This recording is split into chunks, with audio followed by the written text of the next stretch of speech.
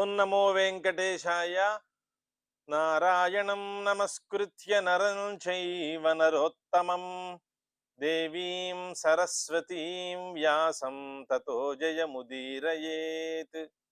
మహాభారతాంతర్గతంగా ఉద్యోగ పర్వ అనే అంశాన్ని, అందులో సేనోద్యోగ పర్వ అనే భాగాన్ని చెప్పుకుంటూ ఉన్నాం. ప్రస్తుతం మనం 17వ అధ్యాయంలో 13వ శ్లోకం అది మనం చెప్పుకుంటూ ఉన్నాము. ఆ భాగాన్ని ఒకసారి స్పర్శించి ఆ అర్థ నిర్ణయాన్ని ఒకసారి మళ్ళీ పునఃసంధానం చేసుకుని అనంతర శ్లోకం దగ్గరికి వెళదాము.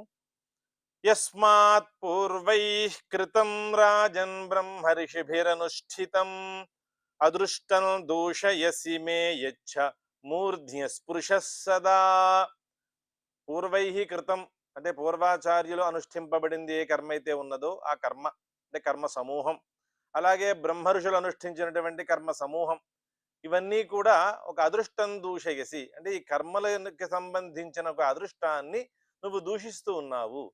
అదృష్టాన్ని దూషించడం ఏమిటి అంటే, కర్మాచరణ చేసిన తర్వాత కర్మ నశించిపోయినా కర్మఫలం నశించదు. అంటే కర్మ వల్ల ఒక అదృష్టం అనేది ఉత్పన్నమవుతుంది. ఆ అదృష్టం ఉత్పన్నమైన తర్వాత అది ఫలభోగ పర్యంతం అంటే మనం ఏ ఫలాన్ని కోసి ఏ స్వర్గాన్ని గూర్చి మనం ఈ కర్మాచరణ చేశామో ఆ కర్మ ఏం చేస్తుంది అంటే మనకి ఫలపర్యంతం మధ్యలో ఒక సంధానం చేస్తుంది అన్నమాట. అదృష్టాన్ని పుట్టించి కర్మ పోయినా అదేం చేస్తుందంటే అది కర్మ నశించిపోయి ఒక అదృష్టాన్ని ఉత్పత్తి చేస్తుంది. ఆ ఉత్పత్తి చేసినటువంటి అదృష్టం ఏమవుతుందంటే, ఉత్పన్నమైన అదృష్టం ఏమవుతుంది, స్వర్గ పర్యంతం అంటే స్వర్గ ఫలం మనకి అనుభవించే వరకు కూడా అది ఉండి స్వర్గానుభవం అనేది మొదలైన తర్వాత ఆ అదృష్టం నశిస్తుంది. ఇది క్రమం, మనకి మీమాంసా శాస్త్రం చెప్పిన క్రమం ఇది. ఆ విషయాన్ని చూపిస్తున్నారు ఇక్కడ. యస్మాత్ పూర్వైః కృతం రాజన్ బ్రహ్మర్షిభిరనుష్ఠితం అదృష్టం దూషయసి మే యచ్చ మూర్ధ్య స్పృశ సదా. అలాగే పాదంతో నన్ను శిరస్సు మీద తన్నావు అని ఈ విధంగా చెబుతున్నారు ఆయన. యస్ మే యచ్చ మూర్ధ్య స్పృశ సదా యచ్చాపి త్వం ఋషీన్ మూఢ బ్రహ్మకల్పాన్ దురాసదాన్ వాహాన్ కృత్వా వాహయసి తేన స్వర్గాద్ధత ప్రభః ధ్వంస పాప పరిభ్రష్ట క్షీణ పుణ్యో మహీతలే.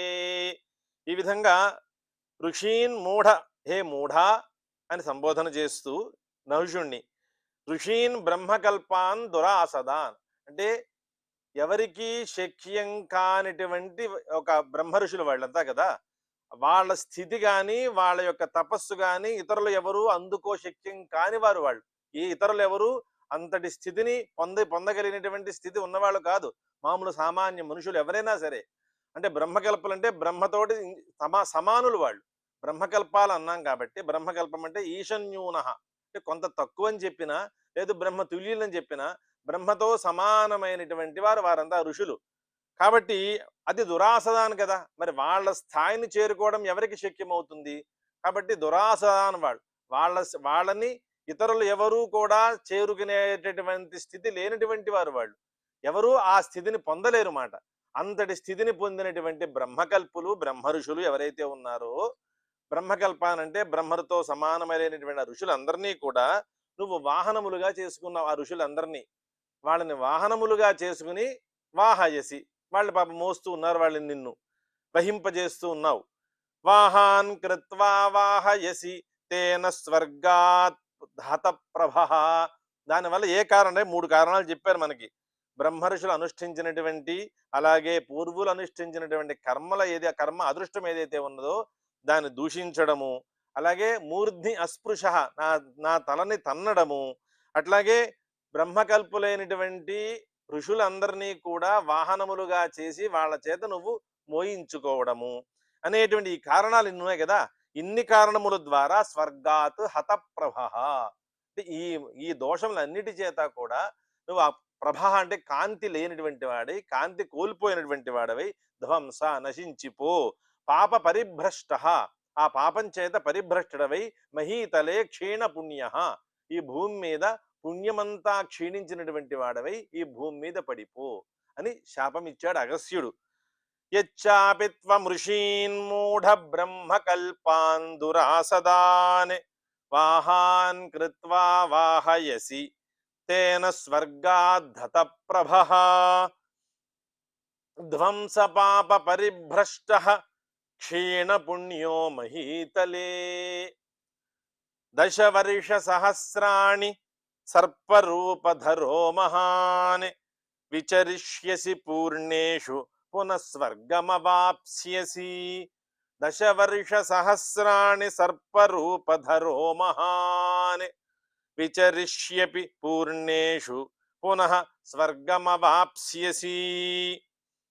దశవర్ష సహస్రాణి అంటే భూమి మీద ఈడు పతనమయ్యాడు కదా ఈ శాపవశాత్తు. ఇంతకీ మనకు ఆరంభం నుంచి మనం ఇంద్రుడు ఆ లోపల నుంచి కమల నాభి నుంచి కమలం యొక్క తొడుగులో భాగంలో అనురూపం నుంచి బయటకు వచ్చి అతని దగ్గరికి మొత్తం ఋషులంతా చేరి పూర్వకర్మలను ఆచరించి అతన్ని ప్రసన్నం చేసుకున్నారు. ప్రసన్నం చేసుకున్న ఇతన్ని నహుషుణ్ణి పరిభ్రష్టుడు చేసింది ఎవరు అంటే అగస్త్య మహర్షి.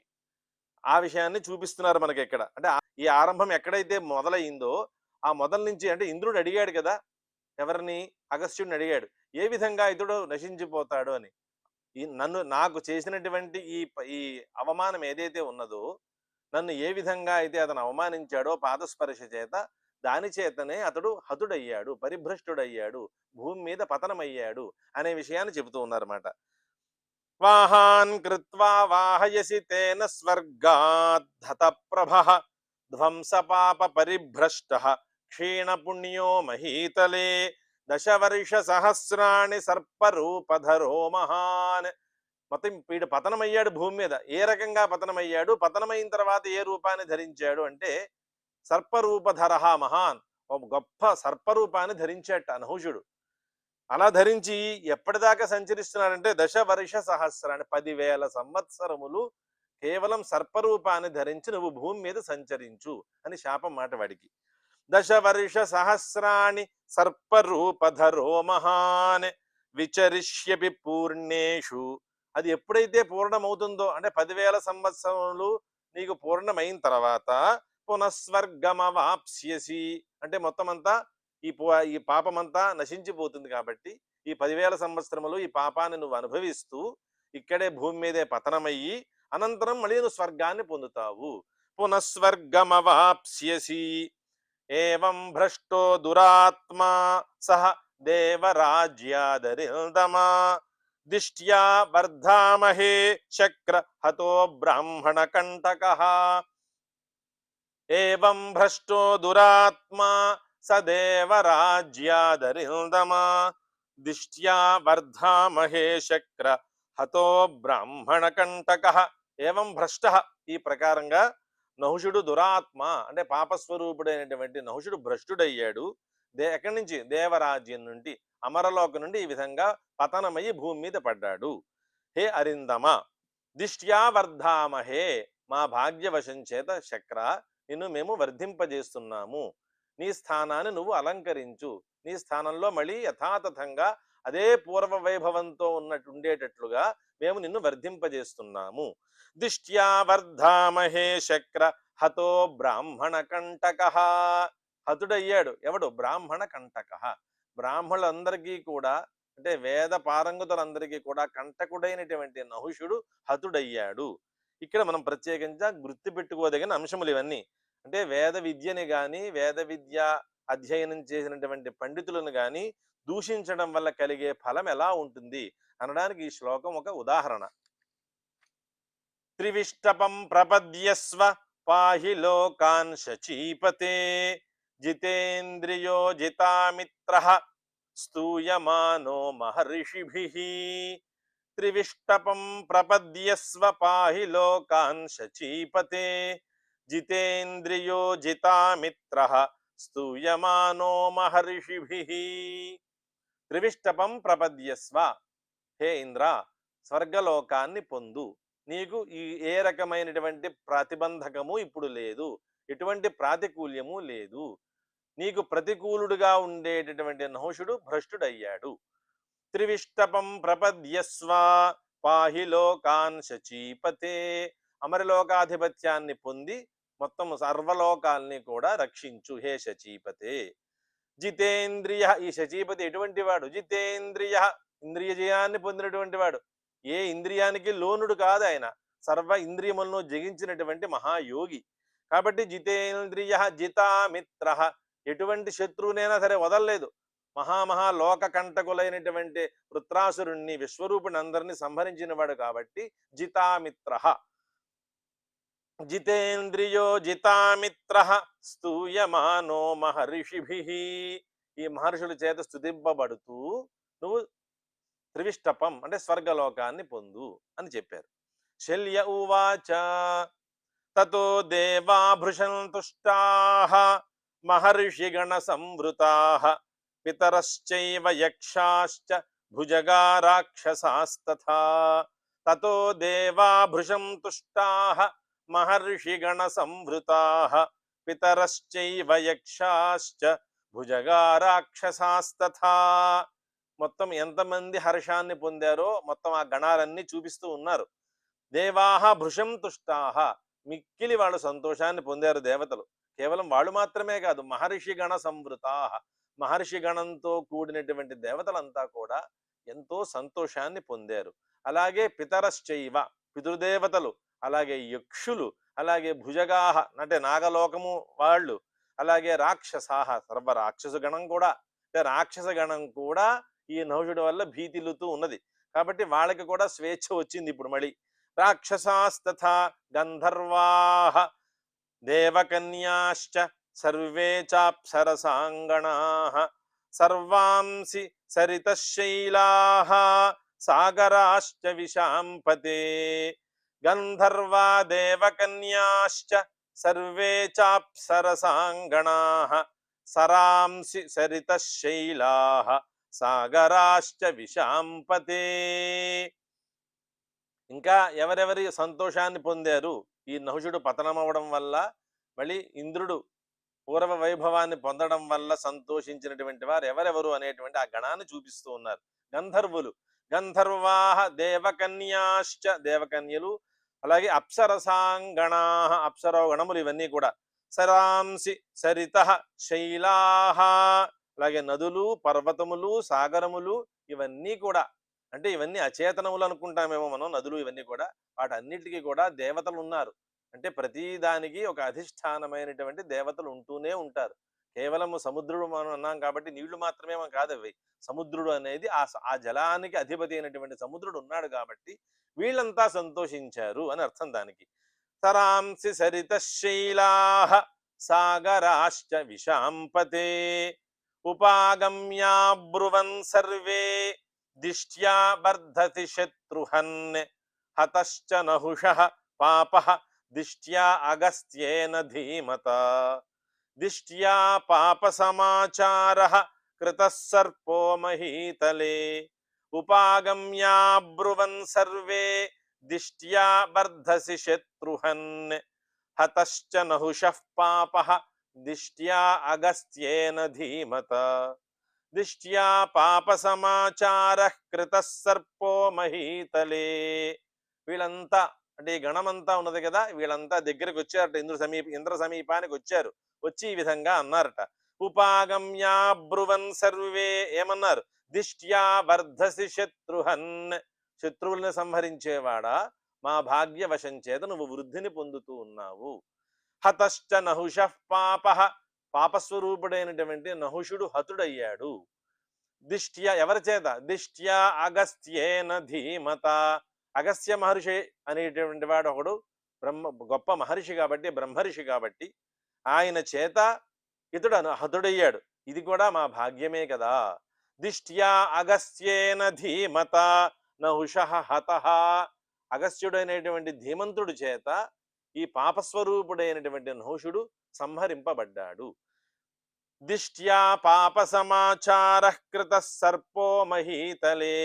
ఏ విధంగా ఉన్నాడు వీడి భూమి పైన అంటే మా భాగ్యవశం చేత, అక్కడ కూడా అంటే భూమి మీద పడ్డాడు, పడినా కూడా పాప సమాచారః కృతః సర్పః, అంటే సర్పరూపం అంటే అదంతా పాప సమాచారమే కదా, పాప సంచారమే కదా.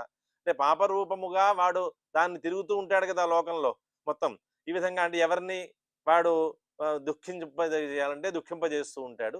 సర్పరూపం కాబట్టి, అది విషరూపం కాబట్టి, లోకంలో ఈ రూపంలో కూడా వాడు పాపానే చేస్తూ ఉంటాడు. దిష్ట్యా పాప సమాచార కృత సర్పో మహీతలే. ఈ సర్పరూపుడే వీడు మహీతలంలో భూమి మీద సంచరిస్తూ ఉంటాడు. అనంతరం ఉపాగమ్యాబ్రువన్ సర్వే దిష్ట్యా వర్ధసి శత్రుహన్ హతశ్చ నహుషః పాపః దిష్ట్యా అగస్త్యేన ధీమత.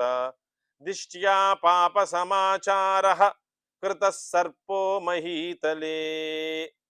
ఇది శ్రీ మహాభారతే ఉద్యోగ పర్వణి సేనోద్యోగ పర్వణి ఇంద్ర అగస్త్య సంవాదే నహుషభ్రంశే సప్తదశోధ్యాయః. ఇంద్రుడి యొక్క అగస్త్యునికి ఈ ఇరువురికి కదా సంవాదం ఏర్పడింది. ఈ సంవాదంలో చెప్పినటువంటి విషయములన్నీ కూడా ఈ అధ్యాయంలో చెప్పబడ్డాయి కాబట్టి ఇంద్రుడితో ఈ అధ్యాయం పూర్తయింది. అనంతరం 18వ అధ్యాయ ఆరంభం. ఇంద్రుడు స్వర్గానికి వెళ్ళడం అంటే ఆ స్థానాన్ని అలంకరించడం, అలాగే శల్యుడు దుర్యోధని చేరడం, ఈ రకమైన అంశములన్నీ కూడా ఈ అధ్యాయంలో వస్తాయి. శల్య ఉవాచ తతశ్చక్రస్తూయమానః గంధర్వాప్సరసాంగణైః ఐరావతం సమారుహ్య ద్విపేంద్రం లక్షణైర్యుతం. తతశ్చక్రస్తూయమానః గంధర్వాప్సరసాంగణైః ఐరావతం సమారుహ్య ద్విపేంద్రం లక్షణైర్యుతం. అందరూ మహర్షిగణాలు, దేవగణాలు, గంధర్వగణాలు అందరూ స్తుతిస్తూ ఉన్నారట. ఆ స్తుతిస్తూ ఉన్నవాడై, స్తుతింపబడుతూ ఉన్నవాడై, ఈయన యొక్క వాహనం ఏమిటి? ఐరావతం కదా. అది ద్విపాం ఐంద్రం అంటే గజముల్లో అన్నిట్లోనూ కూడా చాలా శ్రేష్టమైంది కాబట్టి ద్విపేంద్రం, ద్విపేంద్ర అని చెప్పారు. ఐరావతం సమారుహ్య ద్విపేంద్రం. ఆ ద్విపేంద్రం అంటే ద్విపులలో అంటే గజములలో శ్రేష్టమైన ఐరావతాన్ని ఎక్కి లక్షణైర్యుతం అంటే అనేక చిహ్నములు ఉంటాయి ఆ ఐరావతానికి, అనేక శుభ సంకేతములు ఉంటాయి. ఆ లక్షణములతో కూడినటువంటి ఐరావతాన్ని ఎక్కి గంధర్వాప్సరస గణముల చేత స్తుతింపబడుతూ ఆయన స్వర్గానికి వెళ్ళాడు. పావకః సుమహాతేజాః మహర్షిశ్చ బృహస్పతిః యమశ్చ వరుణశ్చైవ కుబేరశ్చ ధనేశ్వరః సర్వైర్దేవైః పరివృతః శక్రః వృత్రనిషూదనః గంధర్వైః అప్సరోభిశ్చ యాతః త్రిభువనం ప్రభుః. పావకః సుమహాతేజాః మహర్షిశ్చ బృహస్పతిః యమశ్చ వరుణశ్చైవ కుబేరశ్చ ధనేశ్వరః సర్వైర్దేవైః పరివృతః శక్రో వృత్రనిషూదనః గంధర్వైరప్సరోభిశ్చ యాతః త్రిభువనం ప్రభుః. ఎవరెవరు కూడా ఉన్నారు ఇతడు ఆ స్వర్గాన్ని అధిష్ఠించేటప్పుడు అన్నప్పుడు ఈ లిస్టు చూపిస్తున్నారు ఇక్కడ.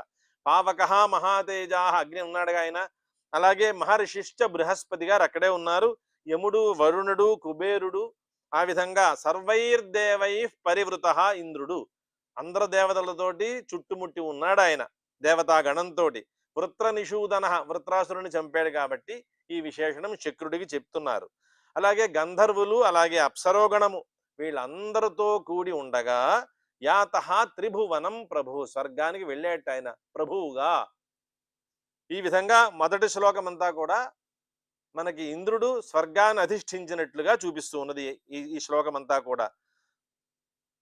తతశ్చక్రస్తూయమానః గంధర్వాప్సరసాంగణైః ఐరావతం సమారుహ్య ద్విపేంద్రం లక్షణైర్యుతం.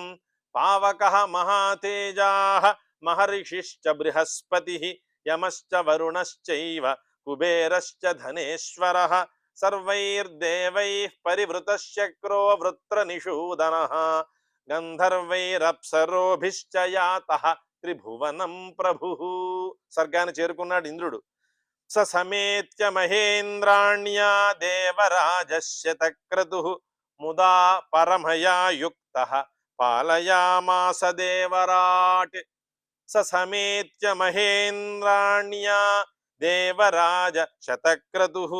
స సమేత్య మహేంద్రాణ్యా దేవరాజశతక్రతుః ముదా పరమయా యుక్తః పాలయామాస దేవరాట్. మరి ఇంతకాలము ఆ ఇంద్రాణి విలపిస్తూ ఉన్నది కదా, ఆవిడ యొక్క దుఃఖమంతా నివృత్తమైంది. ఎప్పుడైతే నహుషుడు పతనమయ్యాడో ఆమె యొక్క శోకం తీరింది. మళ్ళీ యథాతథంగా ఆ పూర్వం వైభవాన్ని పొందింది. మళ్ళీ ఆ భర్తని చేరింది, శతక్రతువుని చేరింది. కేవలం ఇంద్రుడు మాత్రమే వెళ్ళాడా? ఇంద్రుడి దగ్గరికి ఇంద్రాణి చేరింది. ఆమెతో సహా ఇతను దేవలోకానికి వెళ్ళాడు. సమేత్య మహేంద్రాణ్యా దేవరాజ శతక్రతు, ఆమెతో కలిసి శతక్రతువైనటువంటి దేవరాజు ముదా పరమయాయుక్త. ఎంతటి సంతోషం అంటే ఇంకా ఆ సంతోష క్షణము ఎవరూ వర్ణించలేనిటువంటిది అది. వాస్తవంలో మేము ఇంత సంతోషాన్ని పొందాము, ఈ సంతోషాన్ని చెప్పలేనంత సంతోషాన్ని పొందామని లోకంలో మనం అంటూ ఉంటాం కదా. ఇది మానుష సంతోషం, అలాంటిది దేవతా సంతోషం. అది ఇంకెంతలా ఉంటుంది చెప్పండి. అది ముదా పరమయాయుక్త పాలయామాస దేవరాట్, సర్వలోకాల్ని ఈ విధంగా పాలించాట దేవరాట్ అనే దేవరాజు అయినటువంటి ఇంద్రుడు. తతస్స భగవాంస్తత్ర అంగిరాః సమదృశ్యత అథర్వవేద మంత్రైశ్చ దేవేంద్రం సమపూజయత్. తతస్స భగవాంస్తత్ర అంగిరాః సమపద్యత. తతస్స భగవాంస్తత్ర అంగిరాః సమదృశ్యత అథర్వవేద మంత్రైశ్చ దేవేంద్రం సమపూజయత్. ఎప్పుడైతే దేవేంద్రుడు త్రివిష్టపానికి చేరాడో, స్వర్గానికి చేరాడో, ఆయన ఎవరు వెళ్ళారు అక్కడికంటే అంగిరాహ. అంగిరహ అంటే అంగిరస్ శబ్దం కదా, అంగిరసహ అనేటువంటి ఒక ఋషి ఆయన దేవేంద్రుడి దగ్గరికి వెళ్ళేట. ఈ అంగిరాహ అనేది అర్థం ఎట్లా వచ్చింది అంటే, ఈయనకి అథర్వవేద ప్రవర్తకాహ అని అర్థం దీనికి. అంటే అథర్వవేదాన్ని ప్రవర్తింపజేసినటువంటి వారు లోకంలో వీళ్ళు. అయితే దీనికి అథర్వ అంగిరాహ అని పేరుంది. అథర్వాంగిరో నామ చతుర్థో వేద తస్య వేద ప్రవర్తక అని ఈ విధంగా ఈయనకి పేరు. అంగిరో మహర్షికి ఎందుకు ఈ పేరు వచ్చింది అంటే, కల్పంలో అంటే బ్రహ్మ యొక్క సృష్టి కాలంలో పరమేశ్వరుని యొక్క ఉచ్ఛ్వాస నిశ్వాస రూపములైనటువంటి వేదముల యొక్క ఆవిర్భావ కాలంలో అన్ని వేదములతో పాటు అథర్వ వేదము కూడా నిశ్వాస రూపంలో వచ్చింది. కాబట్టి ఆ వచ్చినప్పుడు ఏం చేశాడంటే, ఆ బ్రహ్మగారు జ్యేష్ఠపుత్రుడైనటువంటి అథర్వుడికి ఉపదేశం చేశాడు. ఇది మనకి ఛాందోగ్యోపనిషత్తులో కనిపిస్తుంది శృతి. కాబట్టి ఆయన అథర్వుడికి చెప్పిన తర్వాత అథర్వ మహర్షి ఏం చేశాడంటే అంగిరో మహర్షికి చెప్పాడు. ఈ విధంగా పరంపరగా ఈ శాఖ అనేది ప్రవర్తింపజేసిన వాళ్ళు వీరిద్దరూ. కాబట్టి ఆ వంశంలో ఉన్నటువంటి వాళ్ళంతా కూడా ఇది అధ్యయనం చేసి ఈ శాఖని మొత్తం అభివృద్ధి చేశారు. అంటే ఆ సంప్రదాయాన్ని ప్రవర్తింపజేశారు లోకంలో, ఈ అథర్వవేద శాఖని. కాబట్టి అథర్వవేద మంత్ర ఇష్ట ఇది వీళ్ళు ప్రవర్తింపజేశారు. కాబట్టి వాళ్ళు ప్రవర్తకులై ఉన్నారు. కాబట్టి ఆ వేదముల చేతనే ఇంద్రుణ్ణి పూజించారట వాళ్ళు. తతస్స భగవాంస్తత్ర అంగిరాహ సమదృశ్యత, అక్కడ ఆయన ప్రత్యక్షం అయ్యాడు. ఆయన అథర్వవేద మంత్రైశ్చ, ఆయన అథర్వవేద మంత్రాల్ని అక్కడ చెప్పి అతన్ని పూజ చేశాడు దేవేంద్రుణ్ణి. దాని చేత తతస్థ భగవానింద్రః సంహృష్ట సమపద్యత వరంచ ప్రదదే తస్మై అథర్వాంగిరసే తదా. తతస్తు భగవానింద్రః సంహృష్టః సమపద్యత వరంచ ప్రదదే తస్మై అథర్వాంగిరసే తదా. అనంతరం ఇతను అథర్వ వేద మంత్రముల చేత పూజింపబడ్డాడు. కాబట్టి ఇంద్రుడు దాని చేత చాలా సంతోషాన్ని పొందాడు. భగవాన్ ఇంద్ర సంహృష్ట, మిక్కిలి సంతోషాన్ని పొందాడు. వరంచ ప్రదదే తస్మై, ఒక వరాన్ని ఇచ్చేట. ఎవరికి? అథర్వాంగిరసే, ఆ ఋషికి ఒక వరాన్ని ఇచ్చేట ఆయన. వరంచ ప్రదదే తస్మై అథర్వాంగిరసే తదా. తతస్తు భగవానింద్ర సంహృష్ట సమపద్యత వరంచ ప్రదదే తస్మై అథర్వాంగిరసే తదా. అథర్వాంగిరసో నామ వేదేస్మిన్ వై భవిష్యతి ఉదాహరణమేతద్ధి యజ్ఞభాగం చ లప్స్యసే. ఆ పేరుతోటి అయితే నువ్వు ప్రసిద్ధుడు అవుతావు అనేది వరం మాట ఇందులో.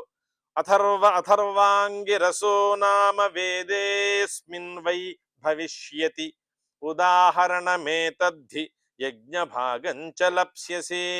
నీ పేరుతోటే ఈ శాఖ ప్రసిద్ధమవుతుంది. అథర్వాంగిరసో నామ వేదే అస్మిన్ వై భవిష్యతి. అంటే నీ పేరుతోటే, అంటే నువ్వు ప్రవర్తకుడై ఉన్నావు కాబట్టి, నువ్వు కర్తవని కాదు అర్థం. వేదానికి కర్త ఎవరు లేరు. వేదానికి అది సాక్షాత్తు నిశ్వాస రూపమైనటువంటిది వేదము. వేదానికి కర్త లేడు. కాబట్టి వీడు ప్రవర్తకులు అన్నమాట. ఆ శాఖని ప్రవర్తింపజేశారు. కాబట్టి వేదం అంతా కూడా, ఈ చతుర్థ వేదం అంతా కూడా నీ పేరు మీద ప్రవర్తకం అవుతుంది. నువ్వే ప్రవర్తకుడివి, నీ పేరుతోటి ఇది విరాజిల్లుతుంది అని చెప్పారు అక్కడ. ఉదాహరణమేతద్ధి యజ్ఞ భాగంచ లప్స్యసే. అలాగే యజ్ఞ భాగాన్ని కూడా నువ్వు పొందుతావు అని ఈ శ్లోకంలో చూపించారు. ఈ శ్లోకంతో ఈరోజు సమాప్తి చేసుకుందాం. అనంతర శ్లోకంతో రేపు మళ్ళీ పునః ప్రారంభం చేసుకుందాం. శ్రియః కాంతాయ కళ్యాణ నిధయే నిధయేర్థినాం శ్రీ వెంకట నివాసాయ శ్రీనివాసాయ మంగళం. గోవింద హరి గోవింద గోవింద హరి గోవింద. ఓం నమో నారాయణాయ.